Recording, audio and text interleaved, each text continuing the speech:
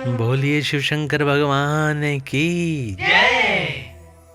प्रिय भक्तों, श्री शिव महापुराण के रुद्र संहिता पंचम युद्ध खंड की अगली कथा है।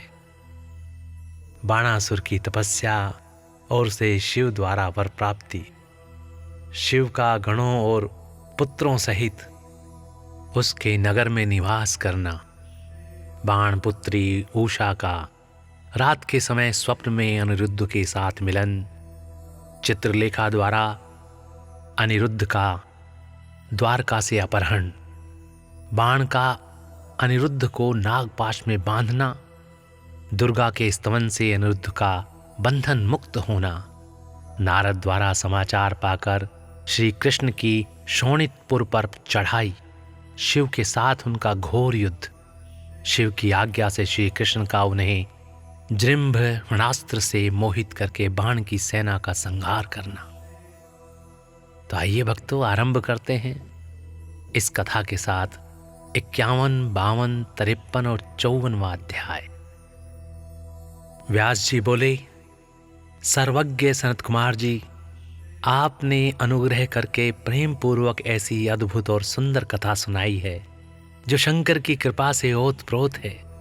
अब मुझे शशि मौलिक के उस उत्तम चरित्र के श्रवण करने की इच्छा है जिसमें उन्होंने प्रसन्न होकर बाणासुर को गणाध्यक्ष पद प्रदान किया था।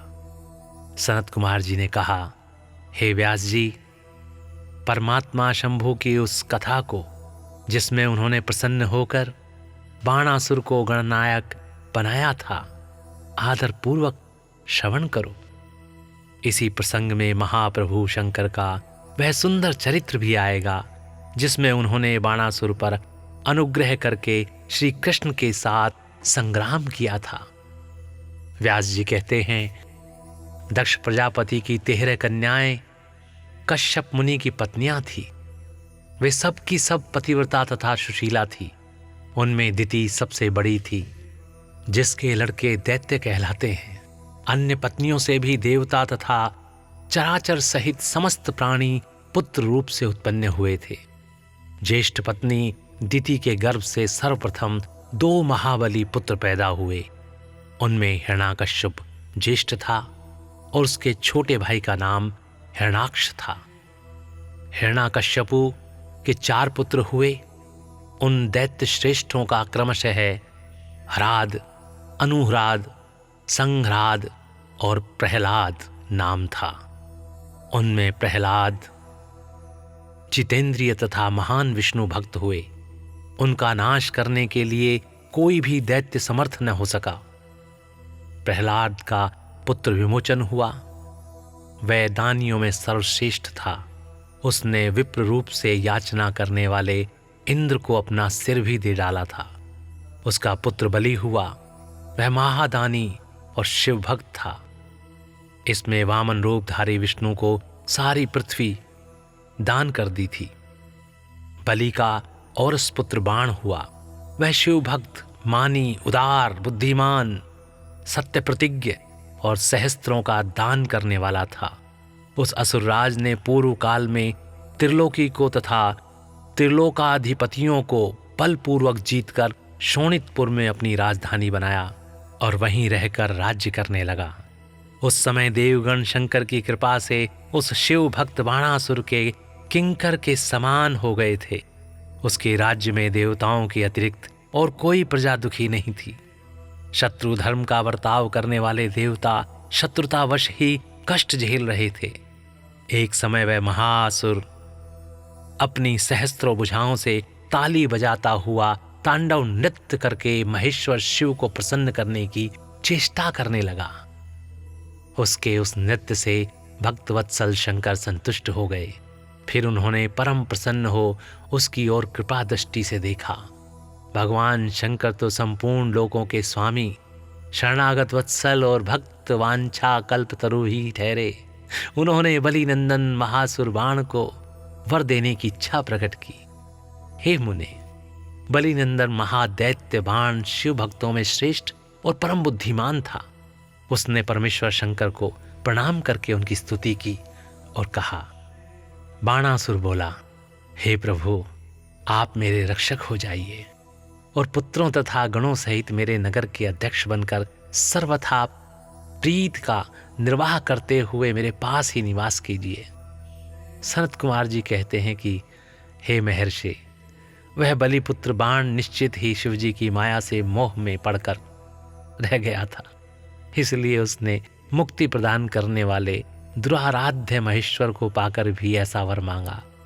तब ऐश्वर्यशाली भक्तवत्सल शंभु उन्हें वह वर देकर पुत्रों और गणों के साथ प्रेम पूर्वक वहीं निवास करने लगे। एक बार बाणासुर को बड़ा ही गर्व हो गया। उसने तांडव नृत्य करके शंकर को संतुष्ट किया। जब बाणासुर को यह ज्ञात हो गया कि पार्वती वल्लभ शिव प्रसन्न हो गए हैं, तब वह हाथ जोड़कर सिर झुकाए हुए बोला। बाणासुर ने कहा, हे देवाधिदेव महादेव, आप समस्त देवताओं के शिरोमणि हैं। आपकी ही कृपा से मैं बली हुआ हूं। अब आप मेरा उत्तम वचन सुनिए। हे देव, आपने जो मुझे 1000 भुजाएं प्रदान की हैं, ये अब मुझे महान भार स्वरूप लग रही हैं, क्योंकि इस त्रिलोकी में मुझे आपके अतिरिक्त अपनी जोड़ का और कोई योद्धा ही नहीं मिला। इसलिए हे वृषभध्वज, युद्ध के बिना इस पर्वत सरीखी सहस्त्रों भुजाओं को लेकर मैं क्या करूं? मैं अपनी इन परिपुष्ट भुजाओं की खुजली मिटाने के लिए युद्ध की लालसा से नगरों तथा पर्वतों को चूर्ण करता हुआ दिग्गजों के पास गया, परंतु वे भी भयभीत होकर भाग खड़े हुए। मैंने यम को योद्धा, अग्नि को महान कार्य करने वाला, वरुण को गौओं का पालन करना गोपाल, कुबेर को गजाध्यक्ष, नृहत्रि को सैरंध्री और इंद्र को जीतकर सदा के लिए एक करद बना दिया है। हे महेश्वर, अब मुझे किसी ऐसे युद्ध के प्राप्त होने की बात बतलाइए जिससे मेरी ये भुजाएं या तो शत्रुओं के हाथ से छूटे हुए शस्त्रास्त्रों से जर्जर होकर गिर जाएं, अथवा हजारों प्रकार के शत्रु की भुजाओं को ही गिराएं।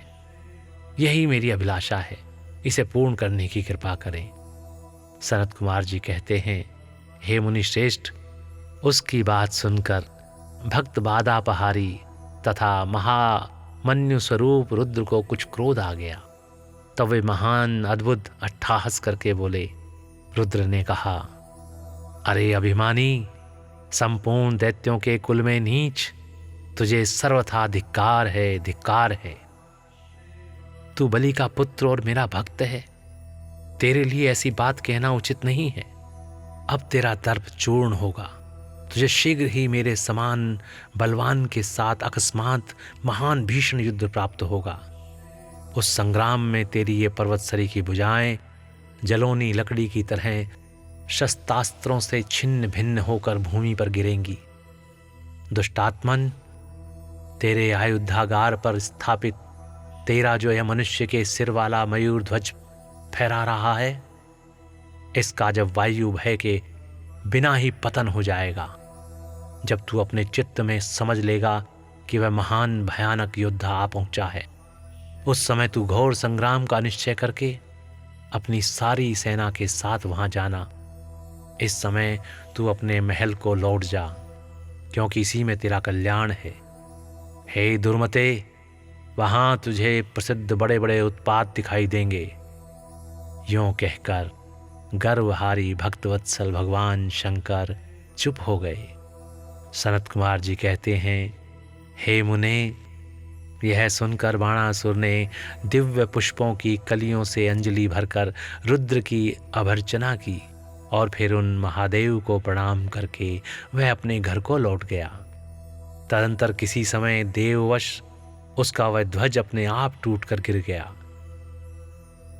यह देखकर बाणासुर हर्षित हो युद्ध के लिए उद्धत हो गया। वह अपने हृदय में विचार करने लगा कि कौन सा युद्ध प्रेमी योद्धा किस देश से आएगा जो नाना प्रकार के शस्त्रास्त्रों का पारगामी विद्वान होगा और मेरी सहस्त्रों भुजाओं को ईंधन की तरह काट डालेगा, तथा मैं भी अपने अत्यंत तीखे शस्त्रों से उसके सैकड़ों टुकड़े कर डालूंगा। इसी समय शंकर की प्रेरणा से वह काल आ गया।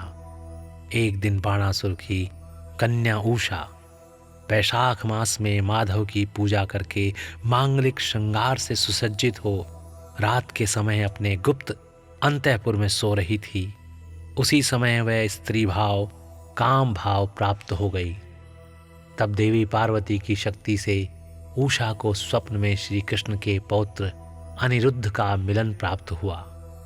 जागने पर वह व्याकुल हो गई और उसने अपनी सखी चित्रलेखा से स्वप्न में मिलते हुए उस पुरुष को ला देने के लिए कहा।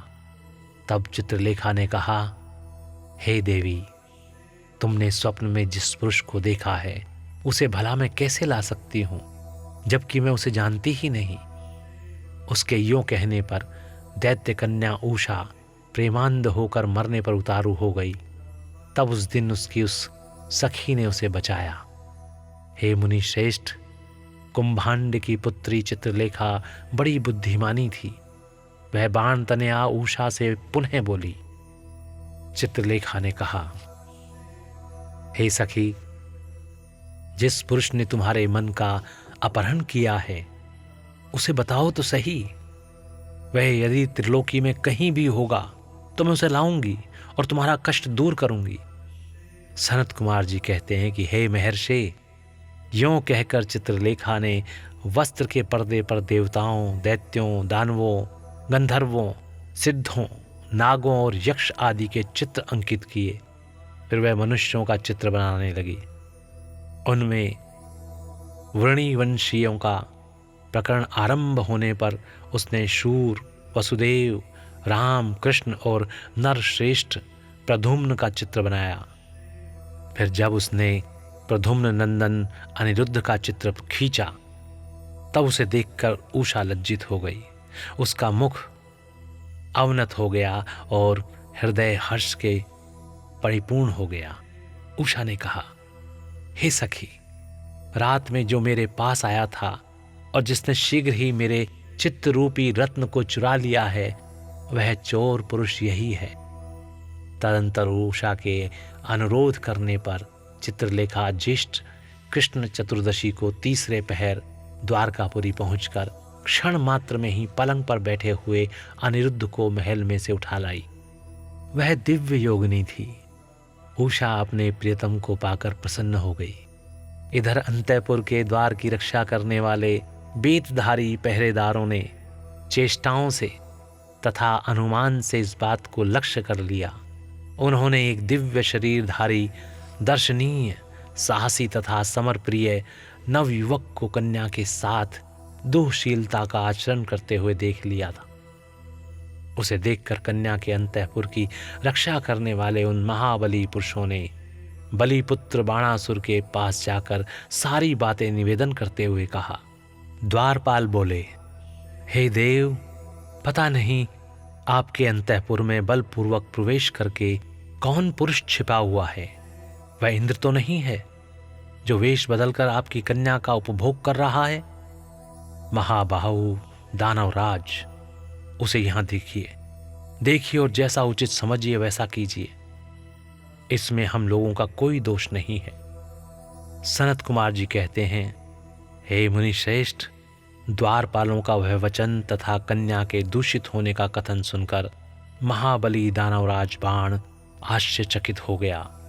तदंतर वह कुपित होकर अंतःपुर में जा पहुंचा। वहां उसने प्रथम अवस्था में वर्तमान दिव्य शरीरधारी अनिरुद्ध को देखा। उसे महान आश्चर्य हुआ। फिर उसने उसका बल देखने के लिए 10,000 सैनिकों को भेजकर आज्ञा दी कि इसे मार डालो। सेना ने अनिरुद्ध पर आक्रमण किया। तब अनिरुद्ध ने बात ही बात में 10,000 सैनिकों को काल के हवाले कर दिया। फिर तो असंख्य सेना पर सेना आने लगी और अनिरुद्ध उन्हें काल का ग्रास बनाने लगा। तदंतर उन्होंने बाणासुर का वध करने के लिए एक शक्ति हाथ में ले ली जो कालाग्नि के समान भयंकर थी। फिर उसी से रथ की बैठक में बैठे हुए बाणासुर पर प्रहार किया। उसकी गहरी चोट खाकर वीरवन बाण उसी क्षण घोड़ों सहित वहीं अंतर्ध्यान हो गया। फिर महावीर बलि पुत्र बाणासुर ने, जो महान बल संपन्न तथा शिव भक्त था, छल पूर्वक नागपाश से अनिरुद्ध को बांध लिया। इस प्रकार उन्हें बांधकर और पिंजरे में कैद करके वह युद्ध से उपराम हो गया। तत्पश्चात बाण कुपित होकर महाबली सूतपुत्र से बोला। बाणासुर ने कहा, सूतपुत्र, घास फूस से ढके हुए अगाध कुएं में धकेल कर इस पापी को मार डाल। अधिक क्या कहूं, इसे सर्वथा मार ही डालना चाहिए। सनत कुमार जी कहते हैं, हे मुने, उसकी यह बात सुनकर उत्तम मंत्रियों में श्रेष्ठ धर्म बुद्धि निशाचर कुंभांड ने बाणासुर से कहा। कुंभांड बोला, हे देव, थोड़ा विचार तो कीजिए। मेरी समझ से तो यह कर्म करना उचित नहीं प्रतीत होता, क्योंकि इसके मारे जाने पर अपना आत्मा ही आहत हो जाएगा। पराक्रम में तो यह विष्णु के समान दिख रहा है। जान पड़ता है आप पर कुपित होकर चंद्रचूड़ ने अपने उत्तम तेज से इसे बढ़ा दिया है। साहस में यह शशि मौली की समानता कर रहा है, क्योंकि इस अवस्था को पहुंच जाने पर भी यह पुरुषार्थ पर ही डटा हुआ है। यह ऐसा बली है कि यद्यपि नाग इसे बलपूर्वक डस रहे हैं, तथापि यह हम लोगों को तृणवत ही समझ रहा है। सनत कुमार जी कहते हैं, हे व्यास जी, दानव कुंभांड राजनीति के ज्ञाताओं में श्रेष्ठ था। वह बाण से ऐसा कहकर फिर अनिरुद्ध से कहने लगा। कुंभांड ने कहा, हे नराधम, अब तू वीरवर दैत्यराज की स्तुति कर और दीन वाणी से मैं हार गया यूं बारंबार कहकर उन्हें हाथ जोड़कर नमस्कार कर। ऐसा करने पर ही तू मुक्त हो सकता है, अन्यथा तुझे बंधक आदि का कष्ट भोगना होगा। उसकी बात सुनकर अनिरुद्ध उत्तर देते हुए बोले। अनिरुद्ध ने कहा, दुराचारी निशाचर, तुझे क्षत्रिय धर्म का ज्ञान नहीं है। अरे शूरवीर के लिए दीनता दिखाना और युद्ध से मुख मोड़कर भागना मरण से भी बढ़कर कष्टदायक होता है। मेरे विचार से तो विरुद्धाचरण कांटे की तरह चुभने वाला होता है। वीरमानी क्षत्रिय के लिए रणभूमि में सदा सम्मुख लड़ते हुए मरना ही श्रेयस्कर है। भूमि पर पड़कर हाथ जोड़े हुए दीन की तरह मरना कदापि नहीं। क्षत्रियस्य रणे श्रेयो मरणम सम्मुखे सदा, न वीरमानानि भूमौ दीनस्येव कृतांजलेः। सनत कुमार जी कहते हैं, हे मुने, इस प्रकार अनिरुद्ध ने बहुत सी वीरता की बातें कही, जिन्हें सुनकर बाणासुर को महान विस्मय हुआ और उसे क्रोध भी आया। उसी समय समस्त वीरों के, अनिरुद्ध के और मंत्री कुंभांड के सुनते सुनते बाणासुर के आश्वासनार्थ आकाशवाणी हुई। आकाशवाणी ने कहा, हे महाबली बाण, तुम बलि के पुत्र हो, अतः थोड़ा विचार तो करो। परम बुद्धिमान शिव भक्त, तुम्हारे लिए क्रोध करना उचित नहीं। शिव समस्त प्राणियों के ईश्वर, कर्मों के साक्षी और परमेश्वर हैं। यह सारा चराचर जगत उन्हीं के अधीन है। वे ही सदा रजोगुण, सत्वगुण और तमोगुण का आश्रय लेकर ब्रह्मा, विष्णु और रुद्र रूप से लोगों की सृष्टि, भरण पोषण और संहार करते हैं। वे सर्वांतर्यामी, सर्वेश्वर, सबके प्रेरक, सर्वश्रेष्ठ, विकार रहित, अविनाशी, नित्य और मायाधीश होने पर भी निर्गुण हैं। बलि के श्रेष्ठ पुत्र, उनकी इच्छा से निर्बल को भी बलवान समझना चाहिए। हे महामते, मन में यो विचार कर स्वस्थ हो जाओ। नाना प्रकार की लीलाओं के रचने में निपुण भक्तवत्सल भगवान शंकर गर्व को मिटा देने वाले हैं। वे इस समय तुम्हारे गर्व को चूर कर देंगे। सनत कुमार जी कहते हैं, हे महामुने, इतना कहकर आकाशवाणी बंद हो गई। तब उसके वचन को मानकर बाणासुर ने अनिरुद्ध का वध करने का विचार छोड़ दिया। तदंतर विषैले नागों के पाश से बंधे हुए अनिरुद्ध उसी क्षण दुर्गा का स्मरण करने लगे। अनिरुद्ध ने कहा, शरणागत वत्सले, आप यश प्रदान करने वाली हैं। आपका रोष बड़ा उग्र होता है। हे देवी, मैं नागपाश से बंधा हुआ हूँ और नागों की विष ज्वाला से संतप्त हो रहा हूँ। अतः शीघ्र पधारिए और मेरी रक्षा कीजिए। सनत कुमार जी कहते हैं, हे मुनीश्वर, जब अनिरुद्ध ने पिसे हुए काले कोयले के समान कृष्ण वर्ण वाली काली को इस प्रकार संतुष्ट किया, तब ज्येष्ठ कृष्ण चतुर्दशी की महारात्रि में वहां प्रकट हुई। उन्होंने उन सर्वरूपी भयानक बाणों को भस्मसात करके अपने बलिष्ठ मुक्कों के आघात से उस नाग बंजर को विदीर्ण कर दिया। इस प्रकार दुर्गा ने अनिरुद्ध को बंधन मुक्त करके उन्हें पुनः अंतःपुर में पहुंचा दिया और स्वयं वहीं अंतर्ध्यान हो गई। इस प्रकार शिव की शक्ति स्वरूपा देवी की कृपा से अनिरुद्ध कष्ट से छूट गए। उनकी सारी व्यथा मिट गई और वे सुखी हो गए। तदंतर प्रद्युम्न नंदन अनिरुद्ध शिव शक्ति के प्रताप से विजयी हो अपनी प्रिया बाण तनया को पाकर परम हर्षित हुए और अपनी प्रियतमा उस उषा के साथ पूर्ववत सुखपूर्वक विहार करने लगे। इधर पौत्र अनिरुद्ध के अदृश्य हो जाने तथा नारद जी के मुख से उसके बाणासुर के द्वारा नागपाश से बांधे जाने का समाचार सुनकर 12 अक्षौणी सेना के साथ प्रद्युम्न आदि वीरों को साथ में ले भगवान श्री कृष्ण ने शोणितपुर पर चढ़ाई कर दी। उधर भगवान श्री रुद्र भी अपने भक्त के पक्ष में सज धज कर आ डटे। फिर तो श्री कृष्ण और शिव का बड़ा भयानक युद्ध हुआ। दोनों ओर से ज्वर छोड़े गए। अंत में श्री कृष्ण ने स्वयं श्री रुद्र के पास आकर उनका स्तवन करके कहा, हे सर्वव्यापी शंकर, आप गुणों से निर्लिप्त होकर भी गुणों से ही गुणों को प्रकाशित करते हैं। गिरिशाही भूमन, आप स्वयं प्रकाश हैं। जिनकी बुद्धि आपकी माया से मोहित हो गई है, वे स्त्री, पुत्र, गृह आदि विषयों में आसक्त होकर दुख सागर में डूबते उतरते हैं। जो अजितेंद्रिय पुरुष प्रारब्धवश इस मनुष्य जन्म को पाकर भी आपके चरणों में प्रेम नहीं करता, वह शोचनीय तथा आत्मवंचक है। हे भगवान, आप गर्वहारी हैं। आपने ही तो इस गर्वीले बाण को शाप दिया था। अतः आपकी ही आज्ञा से मैं बाणासुर की भुजाओं का छेदन करने के लिए यहाँ आया हूँ।